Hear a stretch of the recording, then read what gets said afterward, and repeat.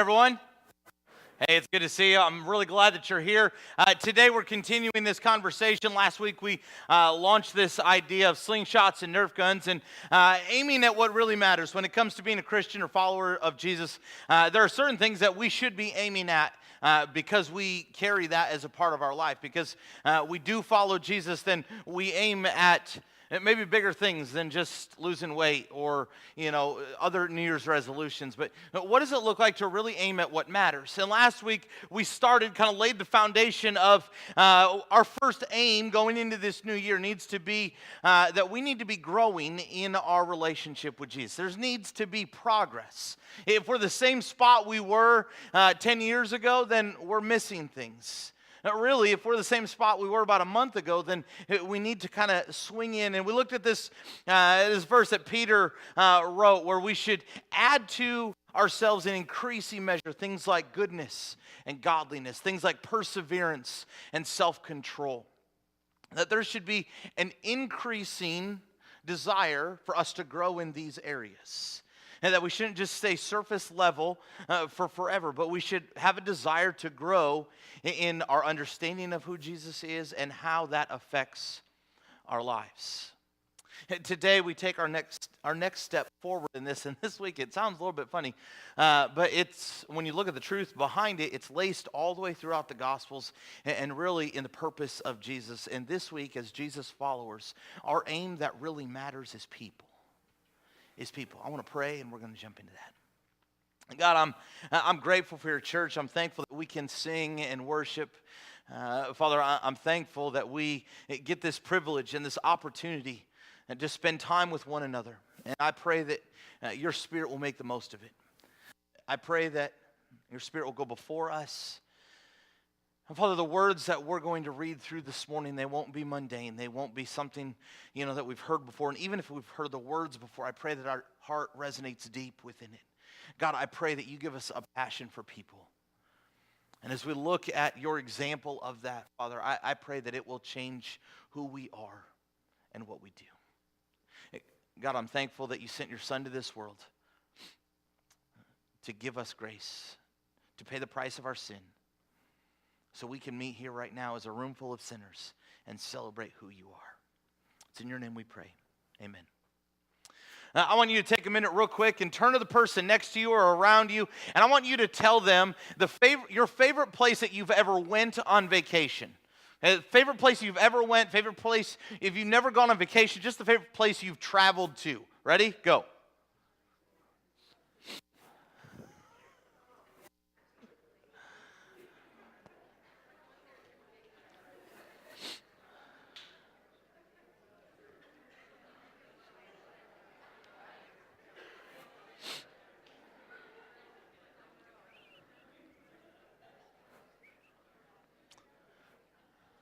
All right, you're not on vacation, okay, just where you went. All right, a lot of us, and there's probably a few of us in the room that we don't like to, but majority of us, we like to go somewhere different every once in a while. Some of us, we love to travel. We love to go and see different things. We like to experience something new. There's some of us that our heart beats a little bit faster when we talk about a warm beach and sunshine, and especially on a day like this, right? Yeah. We love that type of atmosphere. There's some of us that we love experiencing new parts of God's creation. We like driving through the mountains. We like hiking, things like that. And there's others of us, a little more adventurous. We love experiencing different foods or new foods. And there's some of us we like going and we like experiencing different cultures, something that's completely different, and just learning how that works. We like to go, don't we? And maybe not all the time. Maybe we like staying at home and we like the routine, but every once in a while, we like going because it kind of refreshes us. It gives us something new and a new perspective just a little bit. We love to go, except for one area of our life. It's Jesus' words in Matthew chapter 28, go and make disciples. You see, we love to go, we love to travel, we love to experience new adventure, we like to see new things, except for when it comes to us going to someone who's far from Jesus and sharing with them what our relationship with Jesus looks like. There's some sort of weird shift that happens where we love going, and then all of a sudden it's, I just need you to go next door. I can't do that. You just traveled to this country and ate what, but you can't walk next door and talk to your neighbor? No. Can't. All of a sudden there's this new level of fear, of rejection that sets in and moves into our life and keeps us firmly planted in our living room, in our cubicle, at our locker, and we cannot go. And the struggle with this and why we're talking about it is because it is laced deep within the Gospels and deep within the heart of God, is that His church, His people would be a people that are willing to break down walls, step into new areas, go further than any other place on earth to bring the good news of who Jesus is to anyone and everyone. And that's the church. We come together to celebrate what He's done in our life, to encourage one another, and to equip us to do what? Just sit here? No, to equip one another to go out and spend all week with people who are broken and hurting and lost and desperately need the grace of Jesus. And by observation, something I've noticed is that it seems like people who find Jesus are better at telling people about Jesus when it's fresh than when we're mature. It seems just by observation that the older we get in our relationship with Jesus, the less likely we are to share it or go further in faith. It's like when it's fresh and it's new, there's an excitement to it, but all of a sudden, we lose that and it just becomes routine. And when it becomes routine, we oftentimes cower to fear and rejection. But that can't happen, friends.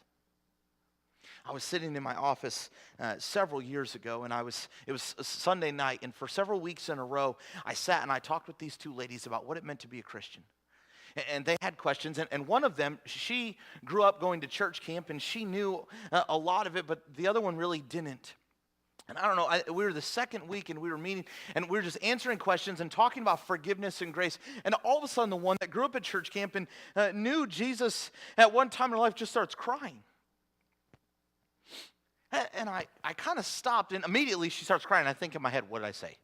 Like, what did I do wrong? I got to back this up. And so finally I just paused, and I said, I have a question for you. And she said, yeah. I said, why are you crying?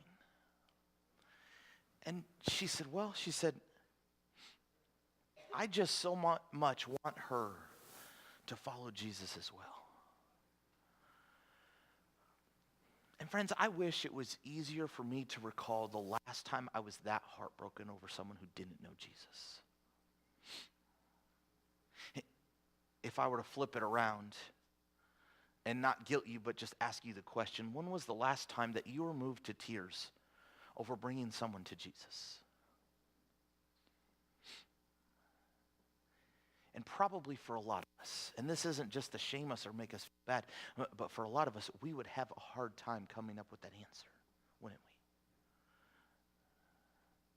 we? Which is why I'm so grateful this morning that we get an opportunity to see what Jesus expects and not just tell us what He expects. You see, as we look at this example of Jesus this morning, we also have to put it into the context of where we're at. And before we jump into that, I need us to recognize this morning is this kind of warped idea that we have brought into the church someplace along the way, that it's our job as Christians to fix people's sin problem. And I don't know about you, but I haven't got my own sin problem all the way figured out, right? And so it's not our job to just fix people that we think are broken. It's to love them to Jesus. And I think a lot of times we forget that we're all people. We somehow we elevate ourselves on a pedestal. Oh, I've received grace. I'm forgiven. I get to go to heaven. And so now I'm up here. And until they figure it out, they're down here. And the problem is that we're all children of God. We were all created and made by the same God. We all get up each morning and we put our clothes on. We all eat a meal at some time. We all experience hurt. and sadness. We all experience joy and celebration. We experience pain, and we all have friendships. We have marriages, and we all have kids. No matter where we're at on this gray spectrum, we are people. And because we are all people, there is something common among us. And when Jesus steps onto the scene, he steps into a crowd of people. And he doesn't just go to the religious people in their kind of club. He steps in and he recognizes people. And when he steps in and he recognizes people, he steps into a group of people that probably a lot of us would be trying to fix. But when Jesus shows us what it means to aim at people, it flips things upside down a little bit for us. If you brought a Bible this morning, we're going to be in Luke chapter 5. Now, Luke chapter 5, it'll be on the screen. You're welcome to look it up on your phone as well. Luke chapter 5, we meet Jesus, and he has just had a conversation with this young man. His name is Levi. And what we need to understand is that Levi is a tax collector. He's a tax collector. He's not liked. And when we meet Jesus, he has just had a conversation, and now he is going to hang out with Levi and a bunch of his friends. And in Luke chapter 5, we're going to begin picking up in verse 29. And Jesus has just told Levi, hey, come and follow me. And Levi has agreed. And verse 29 says this, then Levi held a great banquet for Jesus at his home. And a large crowd of tax collectors and others were eating with them. But the Pharisees and the teachers of the law who belonged to their sect complained to his disciples, why do you eat and drink with tax collectors and sinners? Jesus answered them, it is not the healthy who need a doctor, but the sick. I have come not to call the righteous, but sinners to repentance. Levi is a vile, hated tax collector. In this society, he's the scum of the world. No one wants to be with him. No one wants to spend time with him. And so Jesus goes and he sits down with Levi, who will eventually, his name will be Matthew, and he'll write a gospel later on. He'll write the book of Matthew. But this guy, at this moment, is hated by everybody in society, especially the religious people. And Jesus gets all of his groupies together, all the other tax collectors together, and he says, guys, let's sit down for a meal. Why? Why is it that Jesus sits down with this group of guys and eats a meal with them? Of all the things, he could have continued the conversation right there at Levi's tax booth. He could have continued the conversation right there by the water. Why is it that he goes and he has a banquet with these guys? The reason is because Jesus recognizes the power of what can be common ground. Listen, no matter what we do for a living, no matter who we are or what we do, by show of hands, how many of us eat a meal once a day? If the person next to you didn't raise their hand, you're worried about them, okay? All right? Talk to them about that. Be real. Hey, we all eat a meal. You see, food is common ground. No matter what you've done, what you've committed, what you've said, how you've been forgiven or not forgiven, where you go to church, if you go to church, how you sing, how you don't sing, no matter who you are, you eat food. Food is common ground. Jesus recognizes that if I'm going to spend time with these people who are far, far away from God, there needs to be some common ground. And I'm not just coming to fix them. I'm coming for them. I'm coming to spend time with them. I'm coming to introduce them to something greater and to invite them into a kingdom that's far greater than anything they've ever experienced. But they're probably not going to understand that if I just come out of the gate with that. Probably we need to sit down for a meal. Probably we need to sit down around some common ground. We need to find something that is an interest of both of us. Food, many times, is that common ground. Maybe you work at the same place. Maybe you're in the same class at school. Maybe you have the same hobbies or your kids are on the same ball team. There's some sort of common ground that you can begin the conversation and begin the friendship with. Something common.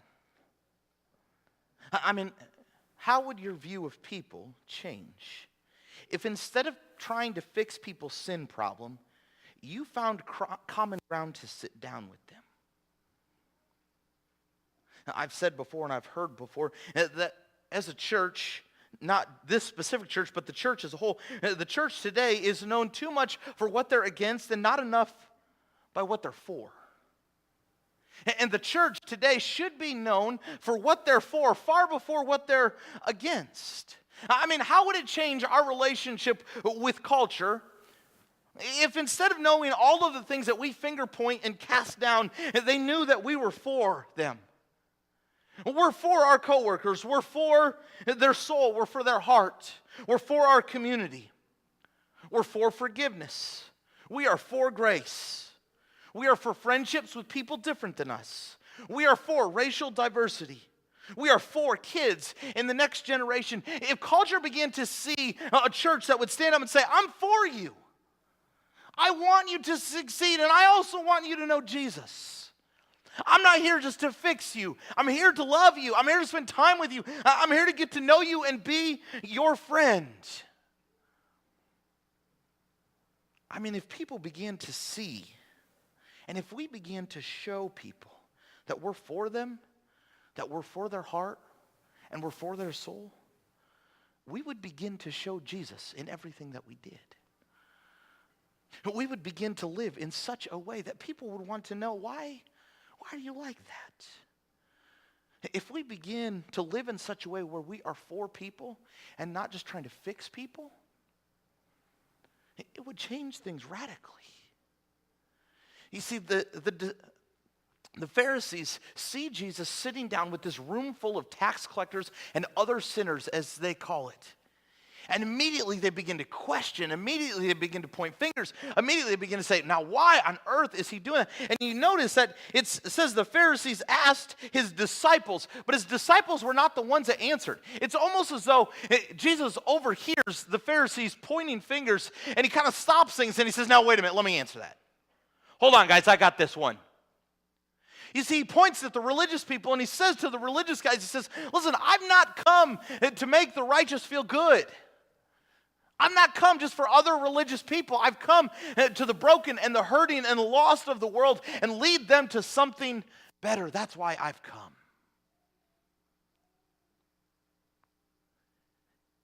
And immediately we think to ourselves, well, of course. If I were to ask the question of, would we be the Pharisees in this conversation? No, I'm not the Pharisee. I want people to come to Jesus. I want to play out a hypothetical situation. Let's say this week you're driving downtown and you drive by one of the local bars and the door's propped open. And as you drive by, you look in and you see someone from church is sitting there. Immediately, what's your reaction? Immediately, probably we might be thinking, why are they there? What are they doing there? And immediately, there's this kind of angst in us. Could it be that that person is there to reach people who are far from God? And listen, I'm not saying all of us this week we go and show up at those places, all right? Don't get me wrong. But I am saying that the same angst that some of us felt right there is the same thing that the Pharisees were feeling. The same uneasiness of why is Jesus spending time there? And Jesus stands up and he says, listen, I've not come just to make you feel better. I've come to establish something new, and I want people who are far from it. I want people who don't understand it. I want people right now who feel hopeless in life. I want them to find it. I want them to experience something brand new, something so life-changing that it will forever change them. And so Jesus sits down with these guys, and he shares a meal with them. He finds common ground with them. And he chooses to say, I came for you. For you. Friends, what would it look like if we lived in such a way where we were for people and we weren't just trying to fix people?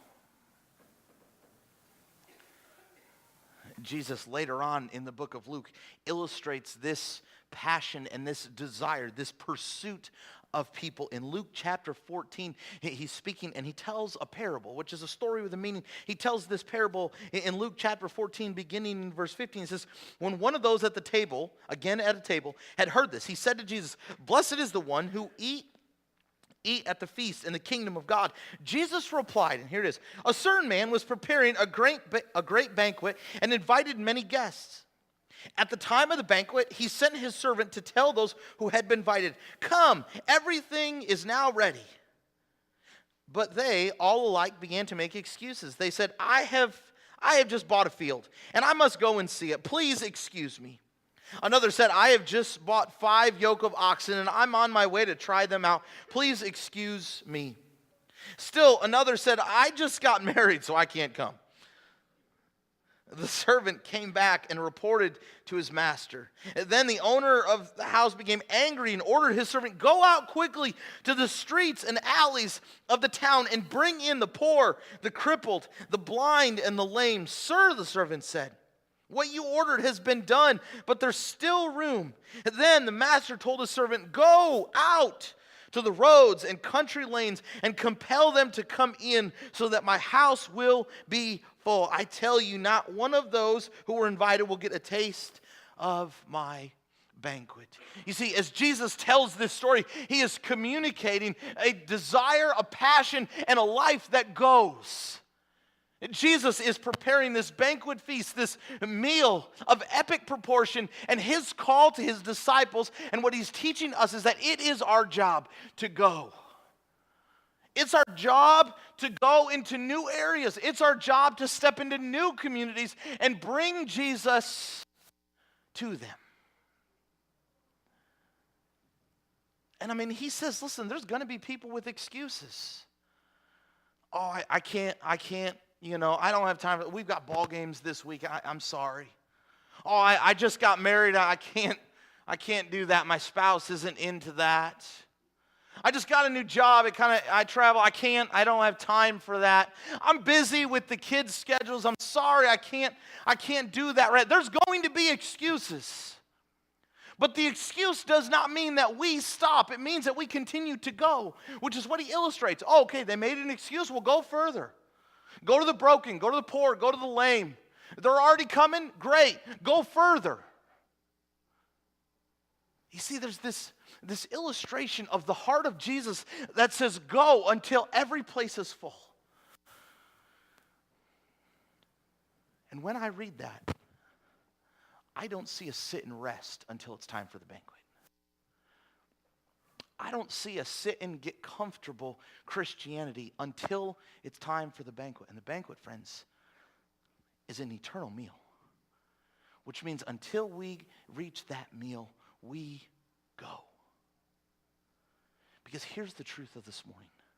When we pursue people, we pursue the heart of God. Because deep in the intricacies of God's heart are the faces and the souls of our coworkers and our friends and our family members who are far from Jesus. Deep within the heartbeat of God is your face and my face and our hearts for eternity. Why else would God sacrifice his son to death unless he cared deeply and passionately about the people of this earth, right? Why else would he give that up unless he cared for the people of this world so much that he was willing to give even that up? You see, the passion and the heartbeat of God is for people, which is why we go. And some of us are probably thinking to ourselves, "Man, this is great. I know I'm supposed to go, but listen, I just don't have that outgoing personality. I don't have a personality to just knock on people's doors and, tell them about Jesus." And so, listen, I'm going to support those who do it. I'm going to support those with that personality, but I just don't have it. And so I'm going to say, "Yeah, go team," but it's not for me. And if that's where you're at this morning, before you close this door, I want to say this. Is that God crafted inside of you a personality to reach a person in this world with your personality. I heard it broke down this past week. this way, is that each of us have been given a different personality to go. We've been given a different personality to reach people with our same personality. And so before we say, oh, I'm not outgoing, that's the people of the party. That's their job. They're good at that. I'm not. I guarantee you right now that there is someone sitting at home that feels lonely that has your same personality and desperately needs you to bring Jesus to them. And so don't close a door where God's trying to open a door into a new relationship to lead someone to him. For instance, there are some of us in the room, when it comes to bringing Jesus to someone else, we have what we would call a confrontational personality. There are some of us in the room that we have no problem. If I said, listen, I need you to go knock on 20 doors this week, knock on the door, when they open up, I want you to share Jesus with them right now. You would have no problem. Like, all right, where do we start? Let's go. If you have a confrontational personality when it comes to bringing Jesus, you have no problem calling out sin. Whether it's in the world, whether it's in culture, you have no problem calling it to carpet, saying this is what it is, these are the consequences of it, and this is what we're going to do about it. You have no problem stepping into someone's life and saying, I see this as a danger in your life, and confronting that. And before you think to yourself, well, that person's a jerk, okay? Before you think to yourself that, there are people in this world that have that personality. There's some of us in this room that have that personality. A, you're not a jerk. And B, there are people in our communities and the community around us that need your personality to step into their life and bring them Jesus. They are in desperate need of it. And if someone comes with an opposite personality, they're going to turn it off and tune it out. But they need you to step in and stand up and bring the grace and the good news of the gospel to their lives. There are some of us in the room that we have an intellectual personality. We like to read a lot. We like to study a lot. We like to reason a lot. We have a debate gene in our body. We like to understand creation. We like to understand the intricacies of God's word. We like to study the meaning behind the words. We are an information-driven personality. And if that's you in this room, there are people in our community who need to be reasoned and need to understand the facts of Christianity before they will follow Jesus. And they desperately need you to stand up and to bring that reason and to bring that truth and to bring that intellect into the conversation so that way they can find a seat at the table that they understand to a T. If you have this personality, there are people that need you. There are some of us in the room that our personality would fall into lines of a testimonial personality. We love to talk about the things that Jesus has done in our life. Man, if God wasn't in my life, I don't know where I'd be. I used to be like this, and now I can see these things that have changed, and it's so good. And we will sit and we will have conversations. We have no problem talking about what he's done in our life, the things that are different, the things that are changed.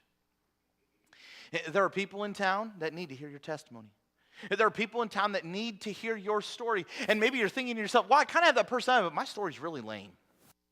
Like, I wasn't like Paul. I didn't kill Christians beforehand and then came to Christ. Now, I wasn't doing drugs beforehand and, now I'm clean. Like, I grew up in church and, I can kind of see these little shifts and things like that, and God's good. Listen, there are people with mundane stories in this world that definitely need your story to lead them to Jesus. And there are some of us that we have more adventurous testimony where we've done all of these crazy things before Jesus and now we know Jesus. And there are people that have done those same things in their life that desperately need you to intersect the way that someone intersected into your life. And to bring the grace and the truth of Jesus, the good news, into their lives. A couple more personalities. There's some of us that we have an interpersonal way of reaching people with Jesus, which means that we enjoy getting people who don't know Jesus and people who do know Jesus, and we throw them all in a big room and we laugh. All right? Not really. But we enjoy getting people who don't know Jesus and people who do know Jesus, and we bring them in the same room because we understand when that happens, that God's Spirit can move and conversations can happen and common ground is found and built within those conversations. And when that happens, people understand that there's a reality to following Jesus. And we understand that when friendships are made, then a lot of times following comes after. And so there are some of us that we like hosting these type of things, and we like getting people together in this realm, and we pray that God works in those relationships. There are some of us in the room that we have an invitational personality. We love to invite people. Hey, I want you to come, and we're kicking off this new series. Hey, I want you to come, we're starting this marriage class. Hey, we're doing this parenting class at 9:30. I want you to come to it. I would love to sit next to you in that. Hey, we've got this fall kickoff. I would love for you to be a part of it. Hey, I'm going to walk to church. You want to walk with me? It's 4 miles. Yeah, come on, it's going to be great. Like, we have that personality. All right, we just want to invite people to anything that God is up to and that God is doing. We want to invite them in that journey with us. And so we will bring them along. We will invite them to be a part of things. We'll help them to find a place because we recognize what being a part of God's people has done in our life, and we want others to be a part of that as well. Friends, there's people in towns all around us that are just waiting for an invite. They're willing and they're even wanting, but they just need someone to come and sit next to them. They just need to know that there's going to be someone when they get here or wherever that is going to be with them so they're not alone in the process. And if you're an inviter, if you have this personality, then don't stop. Because the intellect, they might not be interested in your invite. And the person that you're going to confront, they might not be interested in your invite. But when you meet that person that is waiting for the invite, they're going to come running. So please invite. Last, there are some of us in the room that we have a serving personality. That we recognize that if I serve, I'm putting on one of the major characteristics of Christ. And if I serve, then I'm going to show people what Jesus looks like. And if I serve them enough and recognize or show them that I'm not above them, I'm willing to serve them, willing to do whatever I can to help them, then they will see Jesus in me and they will want to follow a Jesus that looks like a servant. And we live this way, and we are always looking for an opportunity to serve someone else, to help someone else out, to provide for someone else, to take care of someone else's struggle. This is just laced within us, and if that's your personality, then keep serving. Serve well and serve hard, because there are people all around us that desperately need a good picture of Jesus, and they see that in people who are willing to serve. And so serve well. And serve often. And whether you have an intellectual personality or whether you have a testimony, whether you're confrontational or whether you're serving, no matter what the personality we've been given is, it was crafted in us to reach others with that same personality. And so don't sink your ship because you're not an extrovert. But get ready to use the personality that God has given you to go, to reach people who are far from God and bring them close to God in only a way that you can. About 7 years ago, we did this thing here at the church where for a year we just focused on one person. And we started thinking of how could I help this person find Jesus. There was all sorts of crazy stories about, crazy good stories about what this looked like and how this ended up turning out here at the church.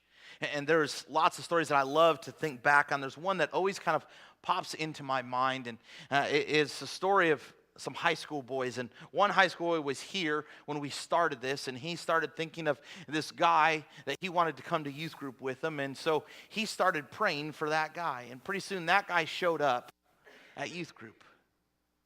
When that guy showed up at youth group, he all of a sudden found a Jesus that he had never heard before and wanted to be a part of that. And so then he wanted to invite someone else, and so he invited someone else. And the long and the short of it is that by the end of that year, the first guy had baptized the second guy, and the second guy had baptized the third guy. And I asked the first guy, I said, what was it that really kind of caught on? And he said, I just started praying because I wanted this guy to be a part of it. And friends, that's where our go starts. When we aim at people with the gospel and the good news of Jesus, it begins with praying for them, That doesn't mean that there's no action involved, but the first step is praying for the people that we know and that we love that are far from God. It begins with eyes to see people who are far from God, not just as a project to fix, but as a soul that God loves and creates. As a person that Jesus died for. And before we place labels or judgment on people of our society, let us remember that Jesus died for them too. And that as followers of Jesus, it is our job not to fix, but to lead people to the good news of Jesus. It should be our passion and our pursuit that in everything that we do, the people that we come in contact with, this could be my only contact with this person, and so I need to make the most of it to lead them to Jesus. I need to find common ground with the people around me instead of just getting frustrated with them because it seems as though they don't do what I do. I need to find common ground to lead them to the cross because I find hope there. I'm able to get up each day because I know Jesus is going before me. I'm able to live life because I know that God gave me life, and I so much want them to be a part of it. What would it look like, friends, if this year you just prayed for one person? I'm not saying ignore everybody else. You're not my person. I can't lead you to Jesus. I'm sorry. One person. And you prayed for that person every day when you got up. And you prayed for them when you sit down at lunch. And you prayed for them when you go to bed every day. Jesus, I pray that you open up a door for this person to find you. And if I lead them there, then I would love to. If someone else needs to, then let's go.